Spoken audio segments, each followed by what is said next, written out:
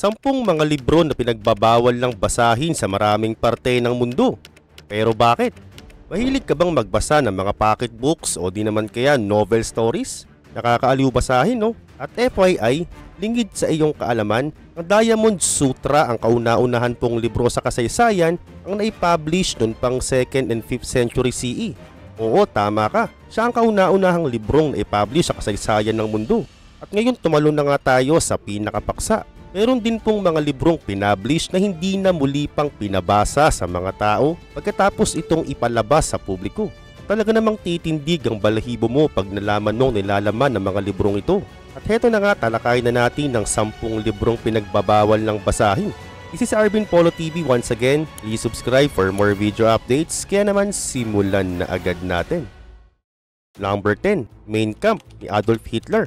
Ang aklat na ito'y pinagbabawal sa ilang mga bansa dahil naglalaman ito ng anti-Semitic at mga pangyayari sa kasaysayan ng Holocaust. Ibig sabihin ang nilalaman ng librong ito ay mga negatibong opinyon, galit, relihiyon na patungkol lamang sa mga Hudyo. Ang libro ng Mein Kampf ay isang libro na sinulat ni Adolf Hitler. At kung babasahin sa English, ang ibig sabihin nito ay may struggle o may fight. Ito'y merong 2 volume na pinablish noong 1925 at 1926. Pero sino nga ba si Adolf Hitler? Sa mga di nakakaalam, si Adolf Hitler ay ang leader ng Nazi Party at dating Chancellor ng Führer ng Nazi Germany mula 1933 hanggang 1945. At dito sinulat ni Hitler ang pag-ayaw niya sa mga treaty at Versailles. Ang Treaty of Versailles ay isang mahalagang kasunduan na pinirmahan pagkatapos ng World War I noong 1919. Ito'y nilagdaan sa may Château de Versailles sa may France. At ang kasunduang ito'y isa sa mga pangunahing kasulatan pagkatapos ng gera na naglalaman ng mga kondisyon para sa ikakapayapa ng lahat. So ibig sabihin, ayaw ng kapayapaan ni Hitler. At dagdag pa nakasulat din sa libro niya ang pangarap niyang mamuno ang bansang Germany sa buong Europa. At oo, tama ka nang iniisip. Ang libro na ito ay para lamang sa mga Nazi at ginawa ito para gawin nilang batayan para sila'y magalit sa mga Hudyo. At ito rin ay naging inspirasyon ng mga kumakampi kay Hitler na kasapi ng Nazi Party. Naikalat naman ng librong ito sa buong bansa ng Germany. Pero pagkatapos ng World War II, September 2, 1945, ang librong Mein Kampf ay tuluyan ng pinagbawal sa buong bansa ng Germany at maging sa iba't ibang bansa para matigil na ang mga nabubuong ideya ng mga tao para sa mga Hudyo. Yun pa man, ang copyright ng librong ito ay nasa may otoridad ng Bavaria, Germany at ni minsan hindi ito inilabas o pinakalat. Number 9, The Satanic Verses ni Salman Rushdie. Ang Satanic Verses ay naipublish noong taong 1988 ni Salman Rushdie. Salman Rushdie ay isang author na pinanganak sa bansang India at sa kalaunan siya ay naging isang British-American citizen. Ang una niyang sinulat ay ang librong Midnight's Children na nakasungkit ng Booker Prize noong 1981. At pagkatapos nito, nagkaroon siya ng malaking kontrobersya nang gawin niyang ika-4 niyang libro na may pinamagatang The Satanic Verses. Ang kwento ng librong ito ay paglalarawan ng mga buhay ng 2 magkaibigang taga-India na nagngangalang Gabriel Farishta at Saladin Chamcha. Silang dalaway nagkaroon ng masamang panaginip at naging dahilan ito para hindi na nga nila paniwalaan ang relihiyong Islam. May isa pang bahagi sa kwento ng libro na dinawit nila ang buhay ni Muhammad, ang propeta ng Islam. Dahil dito ang mga fatwa o mga relihiyong leader ng Islam ay pinaghanap si Rushdie para parusahan ng kamatayan. Dahil nga nakagawa siya ng blasphemous na ang ibig sabihin magsusulat ng panglalait o pang-aalipusta sa relihiyong Islam. At dahil din dito nagkaroon ng malawakang protesta ang mga Muslim sa iba't ibang parte ng mundo na naging dahilan para hindi na ito ikalat at i-publish pa.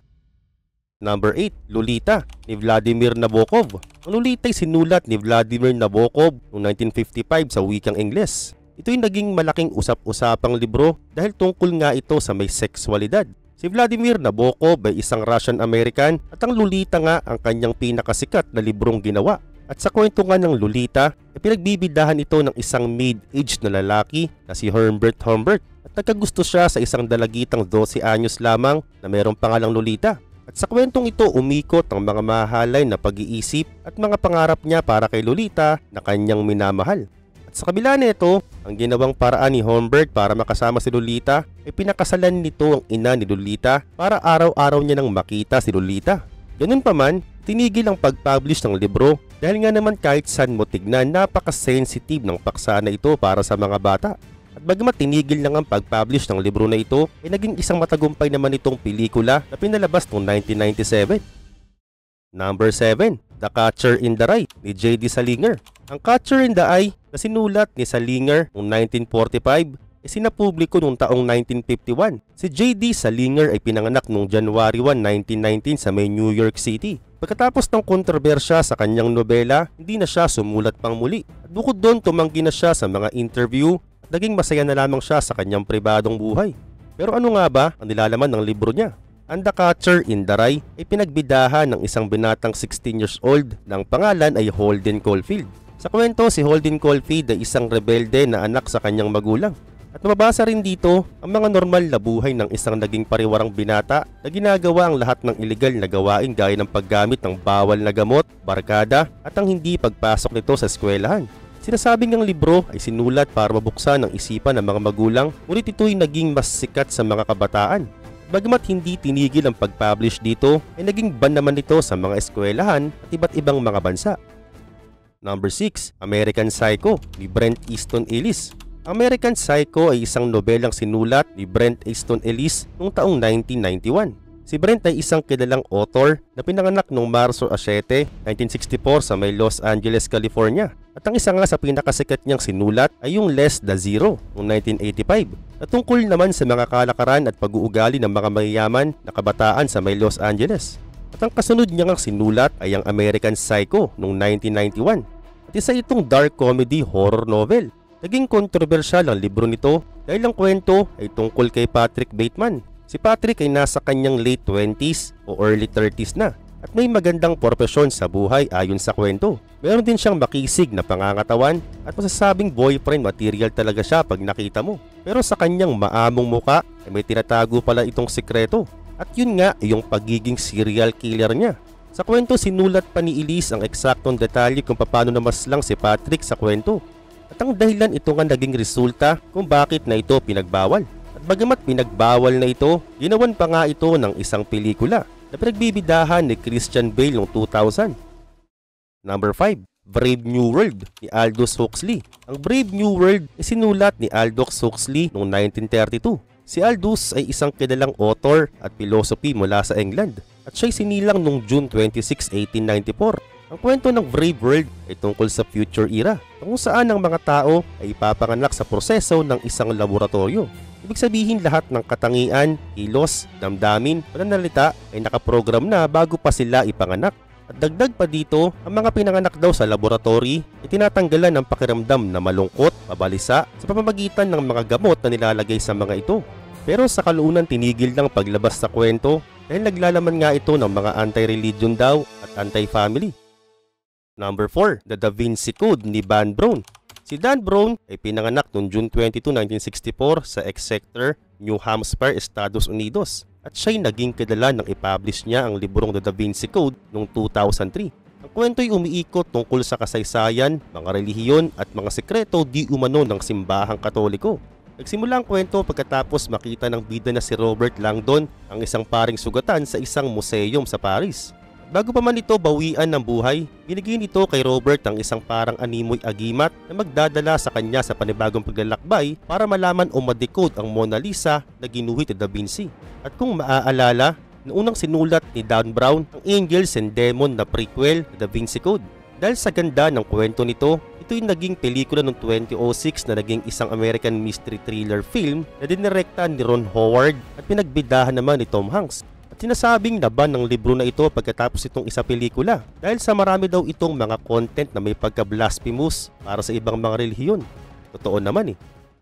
Number 3. Lady Chatterley Lovers ni D.H. Lawrence. Si D.H. Lawrence o si David Herbert Lawrence ay isang author na pinanganak noong September 11, 1885 sa Eastwood, England.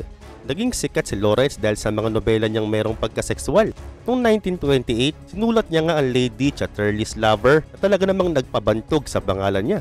Ang kwento ay nagsisimula sa pagpapakilala kay Constance Chatterley, isang babaeng mayamang Briton na may asawang si Sir Clifford Chatterley, isang aristokrat na may-ari ng minahan. At dahil sa nangyaring aksidente kay Clifford sa minahan, siya'y na-paralyze at naging physically at emotionally detached sa kanyang asawa. Dahil sa kawalan ng intimacy at pagmamahal sa kanilang relasyon, naiwan si Constance na nag-iisa sa malawak na Chatterley Estate at doon nakilala niya si Oliver Mellors at siya ang gatekeeper o tagabantay ng hayop sa estate. At sa kabila ng kanilang magkaibang antas sa lipunan, nagsimula silang magkaroon ng romance. At pagkatapos nito, ang kanilang relasyon ay naging sexual at ito'y nagdulot ng fulfillment at pag-usbong ng damdamin kay Constance. Kahit naging maganda ang takbo ng kwento ng Lady Chatterley's lover, ito'y naban sa ibang mga bansa dahil sa pagiging immoral na karakter ni Constance at Oliver. Number 2. The Communist Manifesto ni Karl Marx at Friedrich Engels. Ang The Communist Manifesto ay sinulat ng dalawang author na sila Karl Marx at Friedrich Engels. Silang dalaway mayroong parehong ideya tungkol sa paglunsad ng komunismo bilang isang alternate system sa kapitalismo. Ang libro'y nilabas ng dalawa noong taong 1848. Sinasabing ito'y tungkol sa Marxismo na merong ibig sabihin mga materyales na ginagamit sa pag-aaral ng history. At talaga namang naging matunog ang libro na ito noong mga panahong yun. At nagpalakas pa nga ito ng ideya ng komunismo. Dahil naging kontrobersyal nga ito noong mga panahong yun, pinatigil na itong i-publish at basahin. Number 1, ang pinakahuli, The Anarchist Cookbook, William Powell. Ang librong ito ay nilabas noong taong 1971 ni William Powell. Sinasabing nung 14 years old pa lamang siya, sinulat niya na ito. At ang habang tumatagal ang panahon, nabago ng pananaw niya tungkol sa libro. Ang libro na ito ay naglalaman ng mga IEDs or Improvised Explosive Devices, kasama ng mga improvised weapons at mga chemical na maaring magdulot ng pinsala. Ito'y original na sinulat bilang isang anti-establishment o pagtutol sa mga economic principles ng ekonomiya. Ginamit pa nga librong ito para mailabas ni Powell ang kanyang saloobin sa pag-ayaw niya sa pamahalaan at lipunan nung panahong maraming kilusan at protesta laban sa gobyerno. Dahil dito pinagbawal ng gobyernong ilabas sa publiko ang librong ito para makaiwas na rin sa ideya ng terorismo at pagrarally ng mga tao.